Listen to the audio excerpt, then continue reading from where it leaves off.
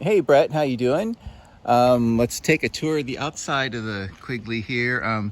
Kind of the main reason I want to sell it is just to make a little more parking area here.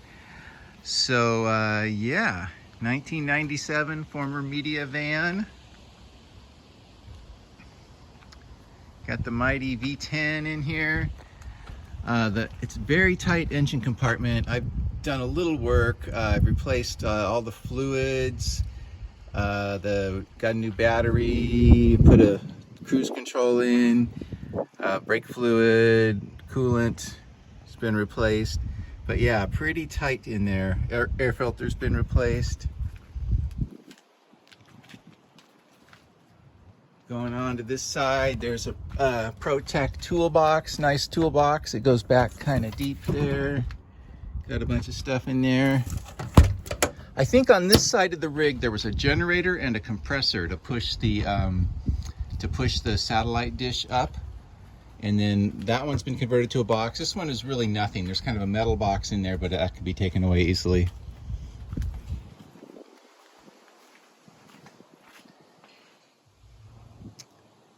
Okay, from behind there's a killer ladder here. Very sturdy, I love it. Much better than the old motorhome ones. And I think they would stand up here and do video shoots. So it's got a nice floor, got a solar panel up there. I think that spare tire's got about 10,000 miles on it. There's a few like 110 volt outlet boxes over there. They're not live, but they're handy for passing wires through as needed. I did a little repair right here on the fiberglass roof. It's fiberglass, but it has a very strong metal frame. So when you're standing up there, it does not bounce at all. Okay. I think over on this side where this diamond plate is, there was some holes that cables would pass through. So back here, this handle's kind of pulling away. I don't know if you can see that. The whole frame here is pulling away. I'm very careful whenever I open and close it. When I got it, it had this bed here from IKEA, and it's kind of a perfect height because I could just fit, so much stuff in there, lots of boxes, tools. Then there's this long space here that I just, got an axe and all kinds of tools in there, full-size shovel, little bucket toilet.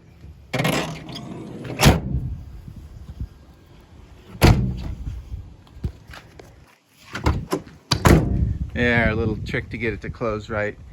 Let's see, let's take a look underneath. So it's got 5 inches of lift over a stock E350. I did change the rear differential fluid. I used all AMSOIL stuff. It was like $90 for all the fluid and a nice new gasket. And then I went on a trip and I hit a rock of some sort, and it kind of bent it a little bit and made it leak. So rear differential is leaking. I check it a few times a year. It's never low.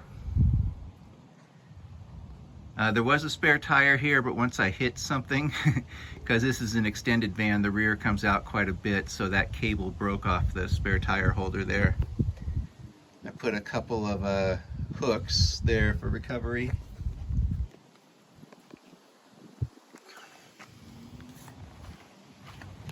Looking over here, I put 2 new kind of stock leaf springs on it, and it's got some Fox 2.0 shocks and a 5-inch block in there. I did not change the shackles. The more I know about suspension, it's probably been a good idea to do that. These tires probably have like under 3,000 miles or so on them. I think they're like 31 inches. Yeah, all the 4 tires down here are all like 3,000 miles or something like that, and the one on top's got like 10. So I put an Agile off-road ride improvement package.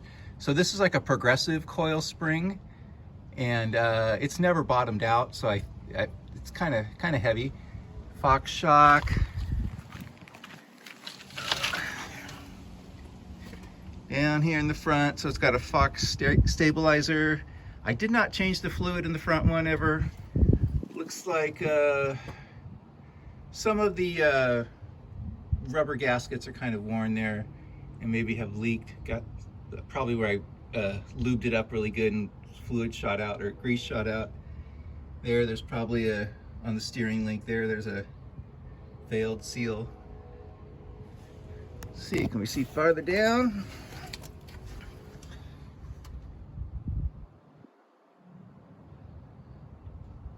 I did change the transmission fluid and filter and gasket and also the transfer case. Maybe I can get a little closer to that too. Oh, I put this receiver hitch in the front here, and it has a couple of recovery points there.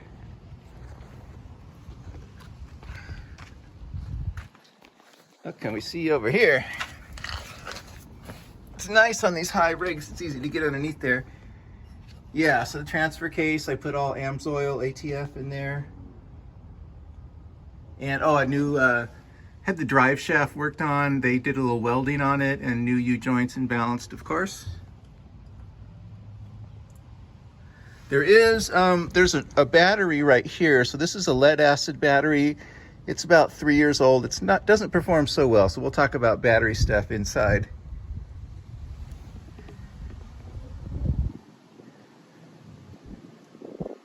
I try to keep the U-joints well lubed so there's grease shooting out of them. So the fuel cell on this one is like maybe 23, 24 gallons. On long trips on the highway, I've gotten maybe 300 miles, 310 miles. So on big overlanding trips, I put 1 or 2 5-gallon gas cans on the roof. Okay, let's take a break here and do the interior.